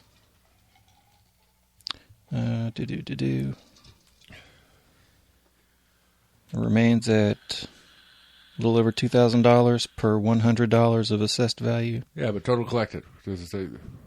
No. But I mean, that means it'll be the same as it was last year, so that number doesn't change. Well, no, it does. It does, though. Directing $102 million for salaries and benefits for police officers and firefighters. Another big ticket was $4.5 to support the $200 million Transforming Western project. $2.5 million for the Affordable Rental Development Fund. And affordable housing is a priority of the mayor. $2 million to prevent homelessness and 8 individuals experiencing housing instability. Yeah, I'm good with that. Spend more money on that. Public safety, $9.5 million for roads, bridges, and other transportation. $1.6 million for Vision Zero programs. Ugh. Backroom Knox was on a tear about this week because apparently he went down and walked the Gay Street Bridge. And at that intersection off the Gay Street Bridge, there are bike lights. So it's like standard street light, red, yellow, green, but they're for bicyclists. And so there's like a bike left turn lane from what's the one that runs in front of the Blunt Mansion down there? No, I'm not sure. So if you're coming over from like the Ladies Basketball Hall of Fame through the Blunt Mansion area and you're turning left onto Gay Street, there is a dedicated turn lane to you, and there's a street light for bicyclists to make that left-hand turn. And then if you're on Gay Street and riding your bike up Gay Street into town, at the end of Gay Street, that light that's still there has a light for bicyclists on when they're supposed to go. And so apparently Backroom Knox guy was there when somebody was they just rode their bike straight through. They didn't care. Like bicyclists do. And so he was on a big tear about how much did we spend on these bike lights? And it's a fair question, to be honest with you, because if we're going to bother doing it, maybe we should have some enforcement things in play to get the bicyclists to participate in the program, because if they're just going to ignore them, then what's the fucking point of spending the money? That's the Vision Zero thing. The whole Vision Zero, the Vision Zero is... Stop pedestrian deaths. Is pedestrian and bicyclists, road deaths for pedestrians and bicyclists. It's like, okay, well, is some of that money being spent on education for the bicyclists? Like, don't get me wrong. We drivers don't like bicyclists on our roads. There are roads. And we're not particularly, aware and stuff like that. And, you take a big vehicle and you hit a person riding a bike on it with your big vehicle. The person's likelihood of surviving that is pretty low because it's a big thing and it's a small thing and you break people pretty easily. But if we're going to make rules, we need to have some enforcement on making people follow those rules. I think. Is that a fair assessment? Like if you want zero deaths, pedestrian deaths, then the pedestrians and the bicyclists need to be part of the plan, right? Presumably, yes. I just don't know how much of the effort. I think it feels like, at least, and I could be wrong, that the Vision Zero thing's all aimed at making things for bicyclists and pedestrians to protect them from cars. And it's like, okay, but what about them protecting themselves from cars and looking both ways before they cross the street, shit like that. That helps.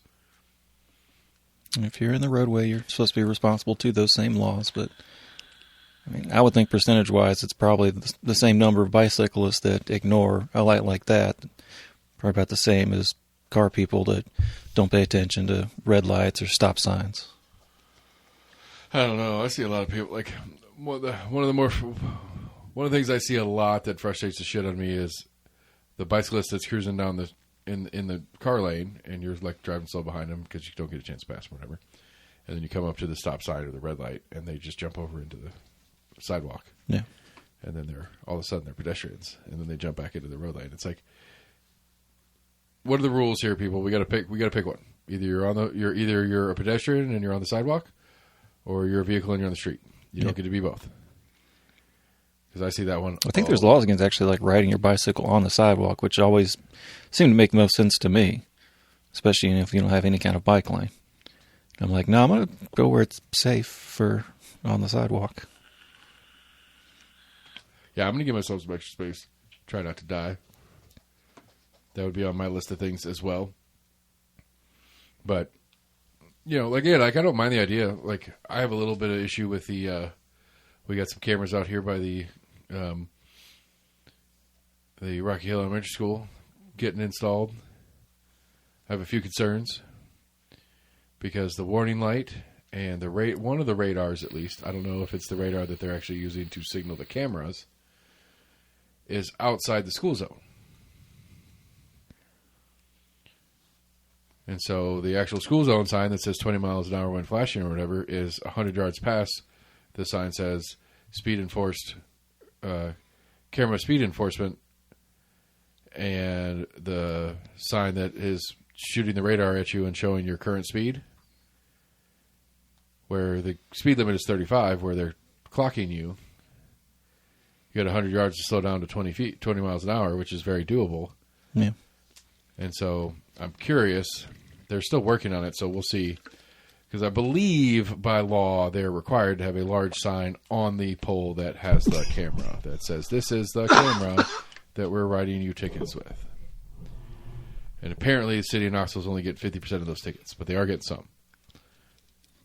But according to Backroom Knox guy, I don't know how much I trust his journalism, but according to him, the other municipalities have worked with this company, have negotiated larger percentages of the tickets. So, but maybe the deal was Knox County or City of Knoxville doesn't pay anything on the front end, and they just get less of the cut. No, don't care. Or we don't know how to negotiate rates. Yeah. Well, that sounds good. Like, oh wait, shit. You guys get how much? Well, I mean, yeah, like the question is, I mean, the reality is you got to think about what's the priority. Is the priority to make money, or is the priority to get people to quit speeding in school zones? Say that some of it's more of a deterrence. So I'm saying, just having the signs, if people knowing if the priority is to get the speeding to stop, then who cares how much money you make off of it? Because if you care about the money, then you have a really weird, perverse incentive to actually want people to be speeding through there so you can get more tickets. Yeah. And so if the goal is to make sure kids don't get hit while they're walking to school, then who cares if you make any money or not? That's kind of my take on it.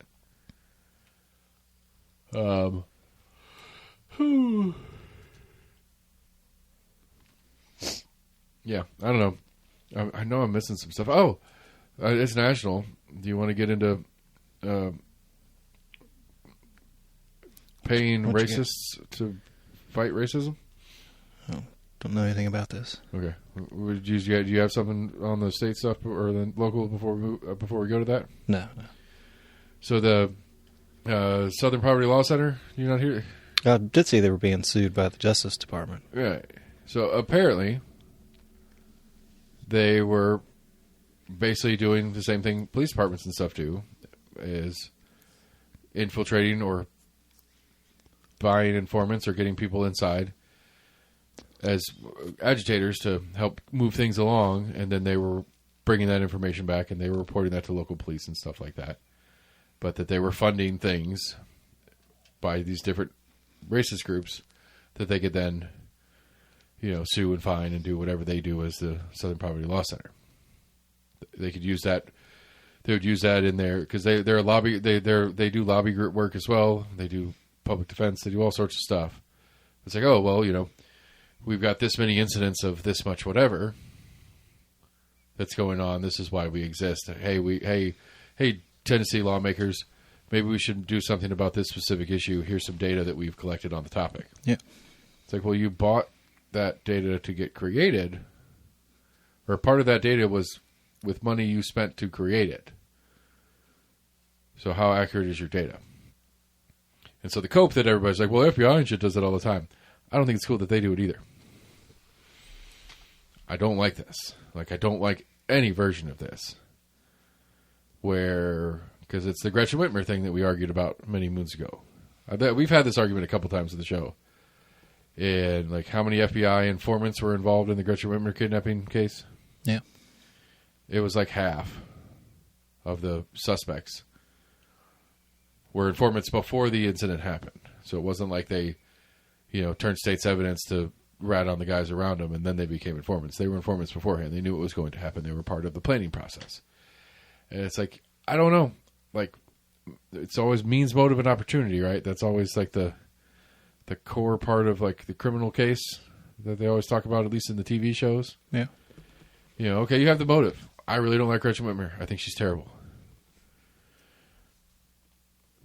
Do you have the means?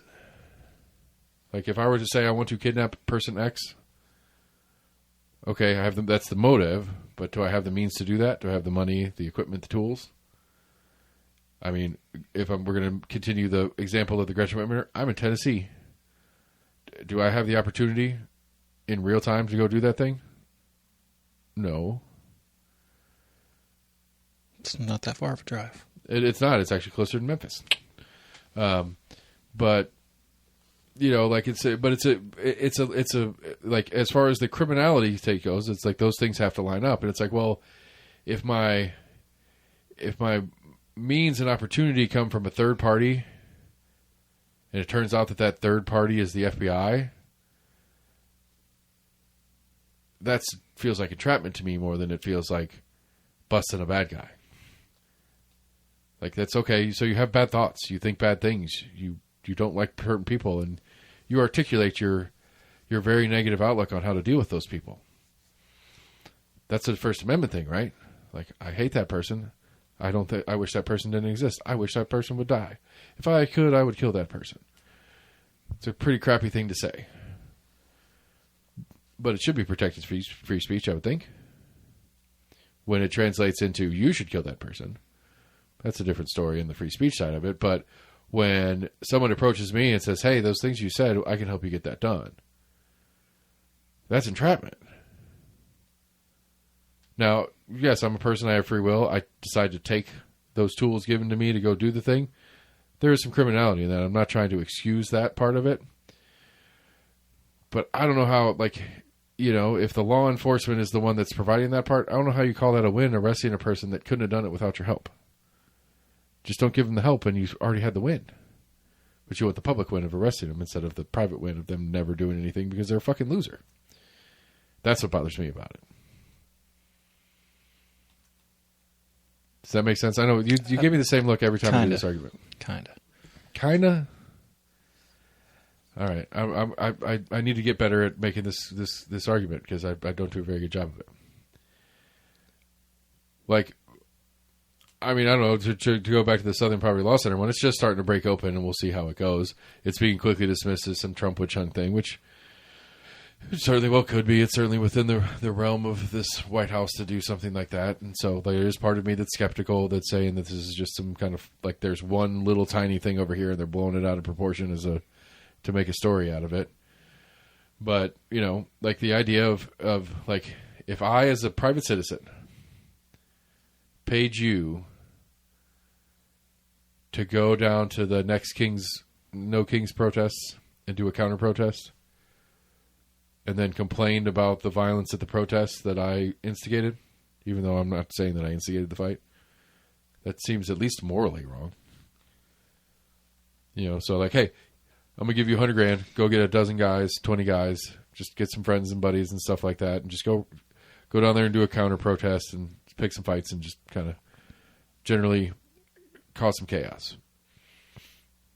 And then I'm going on and talking about how, the violence of the anti-protesters going down there and starting violence is a big problem in this community. And it's like, well, it's hard to say that if, like, I created it, or at least I supported it, logically. At least that's my understanding of the case as being brought. Yeah, I thought some of it, I don't know if it was necessarily the Southern Poverty Law Center instilling people into some of these, groups. I thought some of it was like they had like paid informants that I guess maybe they were able to uncover, and they're like, hey, we'll give you $100 if you keep giving us information or whatever. Yeah, but there was probably a couple different instances of what even exactly just that they were on doing. the surface level, it's like that's cool. I mean, on a very altruistic, like straight up version of it, sure. If that's all it is, if you just keep going to the meetings and keep hanging out and listen and report back to me. But it becomes a weird, perverse incentive for that person because you're not in for the cause, and so you're going to these meetings, and well, the more information I get them, the more I get paid. So I'm going to push for more meetings and more activity and more action. And while maybe it's not the intent of the person paying you for your information, they're incentivizing you to make more things happen. Because you get paid more because more things are happening. Because you're informing on more things happening. I guess depending on your level of involvement. I mean, even if you're just like I would think a paid informant is on somebody that's like a shot caller. It might be. But it might be somebody who raises to the ranks in the system to be that, because they figured out this is a good scheme to pay their bills. It's possible, yeah. I mean, you're right. It's very possible that you're just a fly on the wall in the meeting room and you just take notes and disappear. But again, if your incentive is to be there more, when the group's like, we're kind of bored, maybe this thing's moved on, or maybe the specific of what we started this group has started to fizzle out and we're not, rabid about whatever that thing is, you're incentivized to be like, well, what about this one over here? Or maybe we should start some shit with those people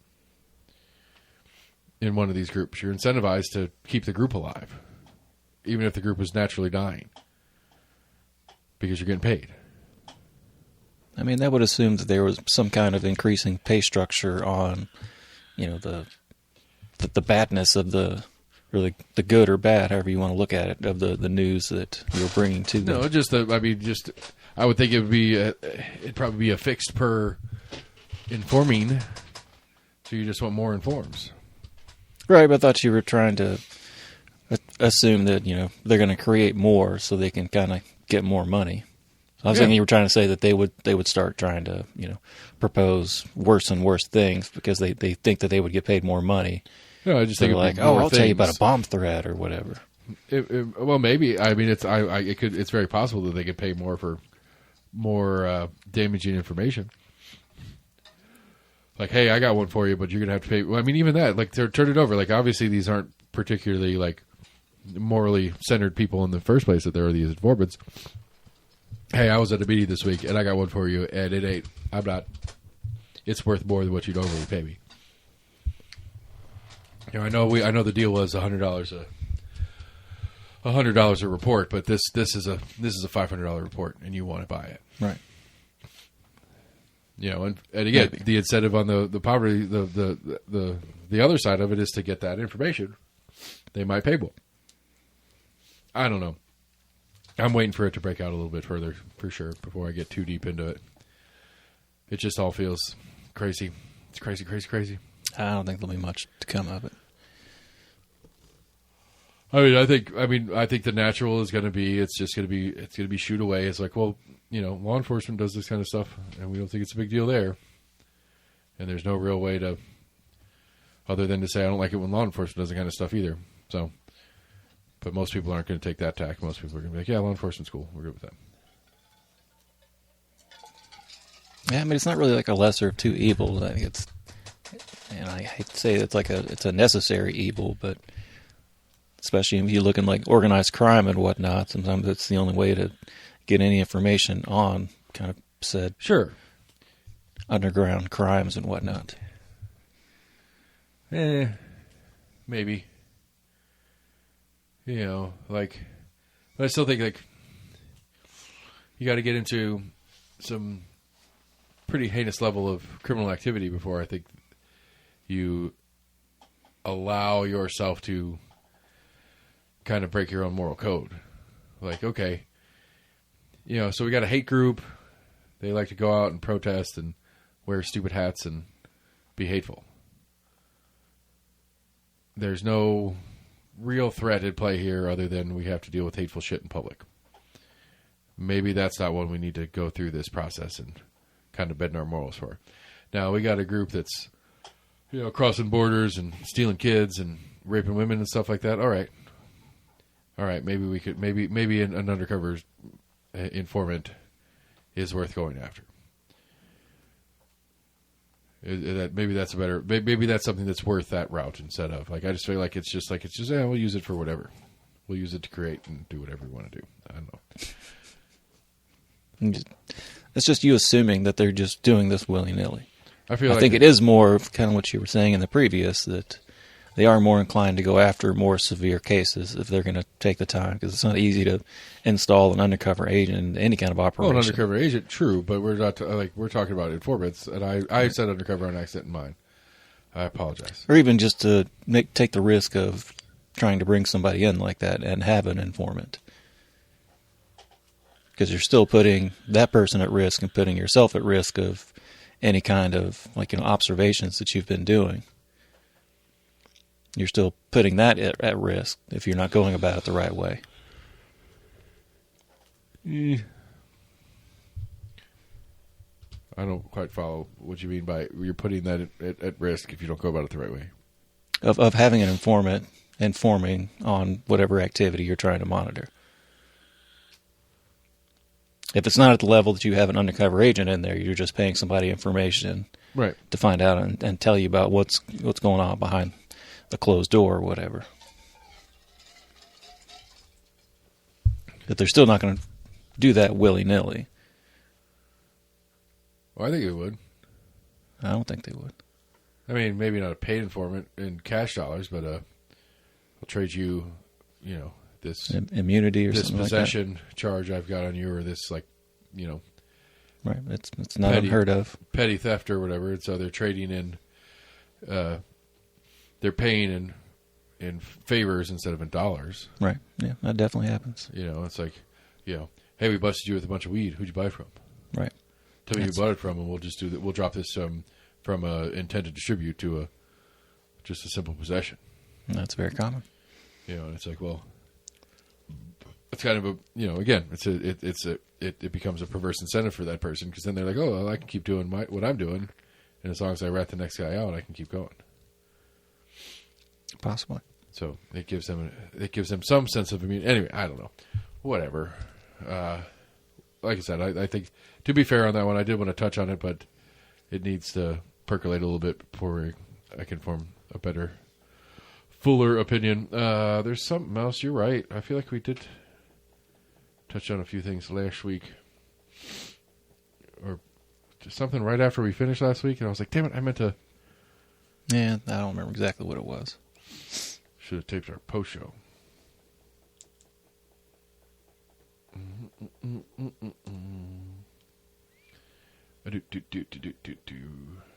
Wrong mailbox. Right mailbox. What's in here? No, that's the wrong mailbox. I got too many emails, people. Too many boxes of mail.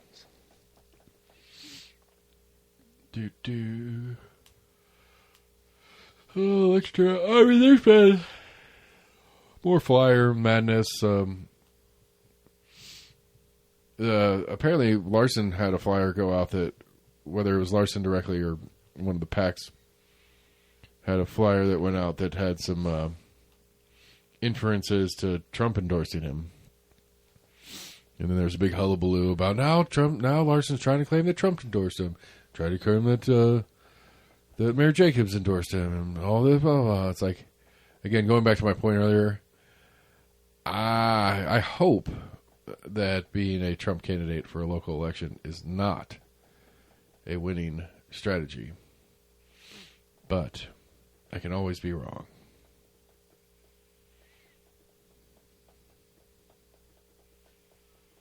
Oh, you just want to get weird and call it a show? Yeah. I mean, we're good. I think of much else. Button, this button, 1, 2.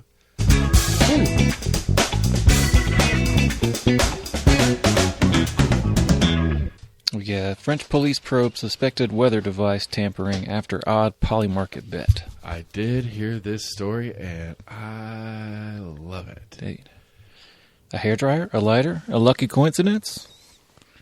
Authorities in France are investigating possible tampering with a weather monitoring device at Charles de Gaulle Airport in Paris. After an unusual temperature spike was recorded around the same time, a Polymarket trader cashed in. Anonymous bettor withdrew scrutiny. Let's see here. They bet $119 that the weather in Paris on April 15th would jump past the equivalent of 64 degrees Fahrenheit. Remarkably, the weather enthusiast online noticed temps heating up on that day. After temperature climb was logged, the trader netted $21,398 in profit. Yeah, here's another one on the nightly news here. There's a soldier who bet on the kidnapping. So on the on this one. So apparently the persons who placed their bets had figured out that it is one particular weather station that is at the airport. Yeah, that's the official one. That when Kalshi does their thing, it's like, this is the weather. This is the temperature in Paris. You can bet on it. Okay, that's fun. I guess honestly, I think it's fun. But the reality is it's so easy on a lot of these crazy things for people to manipulate them. Perfect example being, these people figured out which weather center the Kalshi used for their official readings and walked up to it with a hairdryer and blew hot air at it and clocked a temperature like 10 degrees Fahrenheit, like 2 degrees Celsius or whatever the math is, right, over what the prediction was going to be, and cashed in. And it's like, well, what do you expect? Like, it seems pretty straightforward to me that if you put a system together that is that easy to manipulate, people are going to manipulate it. And inversely, if you're going to play inside that system, you've got to assume that everybody's doing everything they can to manipulate it everywhere they can. Apparently, there was some, I think it was in Virginia, where there was a Polymarket on whether he was going to jump into a certain like governor's race or something like that. And he was the only one that bet on him jumping into the governor's race, and then he announced he was jumping into the governor's race or whatever. And then Kalshi called him out for it or whatever, and he said, I did it on purpose to show the flaws in the system or whatever. And it's like, yeah, I don't know if that's cope or not. He only put like $100 up, so it's like he wasn't trying to get rich off it. So it seems like he might have actually been telling the truth as far as he was doing it as a way to show point. And just politically speaking, like, it's like, I don't remember this guy's name. He's not in our district, obviously, but I'm talking about him right now. People wouldn't know he existed until he pulled this little quick one on Kalshi, and they caught him and reported it, and it's a whole big thing, and he's going to pay like an $80 fine and lose his winnings, so he's going to net, he's going to lose $200. All to prove the point. But to prove the point, but in all the publicity he gets in his whatever campaign he's trying to run. Yeah. And so it's like it's a pretty, that's some 4D chess action in play. And so it's like, I don't know, like there's a lot. Like I get this, again, like I'm fascinated by the Kalshi thing. Some states have already started banning it. And I don't know, it sucks. It absolutely sucks in that it takes advantage of people's stupidity.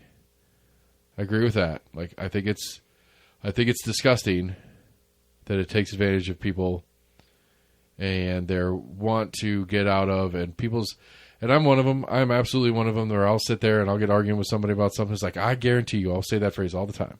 I guarantee you this is going to happen tomorrow. I guarantee you Trump's going to do this. I guarantee, like I say that phrase all the time. And basically Kalshi is just a platform for me to put some money behind those guarantees I throw out all the time. And I love the premise of it. But at the end of the day, there's no way to be free and fair in it, because people will figure it out and they'll work it. Yeah. Like the one, this one's terrible. The one most obvious and simple one is like those WNBA games where people were throwing dildos out. Right. One of the Kalshi things popped up was, what color is it going to be?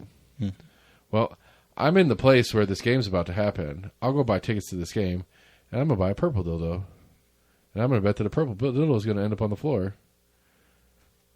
Hey, look, purple dildo ended up on the floor. My bet wins. Surprise, I win. It's like, duh. Like it's not even like you don't even have to be a very sophisticated thinker to get to that level of like it's not a super scam. It's not the Nigerian prince scam or anything. Right. That takes some serious like moving pieces to get people caught. This one's real simple, real straightforward. And so again, like apparently some soldier got busted for betting on the kidnapping of Maduro. It's like, well, he was on a unit that was part of the planning or whatever for that, and yeah, it's insider trading. Guess what? Let's go to Pelosi's house and talk about insider trading. Let's go to all these different politicians' houses and talk about it. But no, that's real. That's the real stock market. That's legitimate. That's not fixed. Right. And so I don't know. Like, there's a lot that just it enrages me in the sense that it's like, yes, it's gross. It is gross, but it's like it's not any grosser than the stock market is. The true stock market and its nastiness. And how many people are the people that are making the most money in the stock markets are the ones that are insider trading and shit like that. It's the same thing. I don't know. I have mixed feelings on it. Obviously, no, I don't. I think it's fine that it exists. I think it's unfortunate that people are dumb enough to get sucked into it and lose their money. Maybe that's the easiest way to describe it. Like, it is a offshoot of Vegas who is scientifically designed to take advantage of you. Like, high levels of expensive, intelligent doctors and lawyers and all sorts of people doing studies on how your brain works to figure out how to manipulate you. And you know that walking in the door. And they still beat you. So, anyway. Yes, I love it. A hairdryer wins. Kashi bets.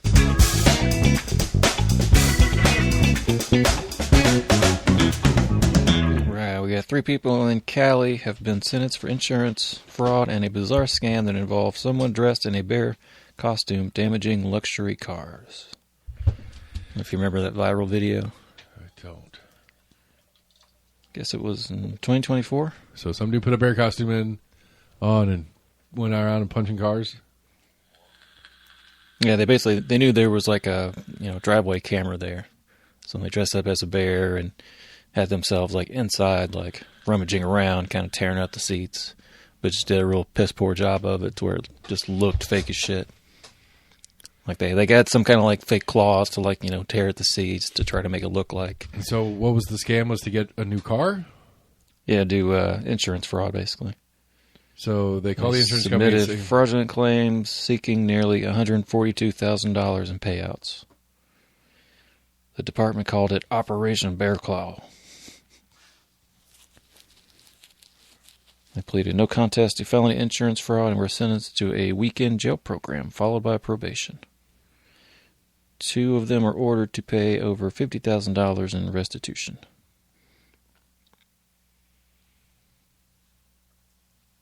So they damaged their own car? I'm so confused. Yeah. They damaged their own car so they could get a new one? Basically, yeah, to do insurance fraud on it. Insurance paid out and got them a new car, and then they had to pay back what the insurance paid them? Kind of. I don't know how all the math worked out. Yeah. That seems... California Department of Fish and Wildlife biologists reviewed the footage and concluded it was, quote, clearly a human in a bear suit. Glad we got a professional in. Yeah. I mean... It was a viral video for a little while. I don't think I ever saw it. That's funny. I love it. I just don't understand. I'm trying to put together the motivation in my head. Like... I mean, it could have been they were just underwater on it and thought it'd be an easy thing. Because it's not uncommon you see, video on there from the Smokies or somewhere out in California in the Midwest of bears breaking into people's cars. Yeah, but smelled I'm just saying, food or smelled something in there. But I don't okay, so you want to get rid of the car. You can't, it's unsellable? And I said one of them was like a Rolls Royce, so they may have just been really underwater on it. I feel like they, I don't know, maybe there's... Like, if I keep this for another month, it's going to depreciate another $20,000. Right. And we're trying to sell it and couldn't get it sold. I don't know. Desperate times, I guess, people. I mean, people do insurance frauds for all sorts of Yeah, reasons. that's true. Oh, all right, last call, my friend. You got anything else? Nah, that's about it. That's about it. Well, that's the show, everybody. Thanks for listening.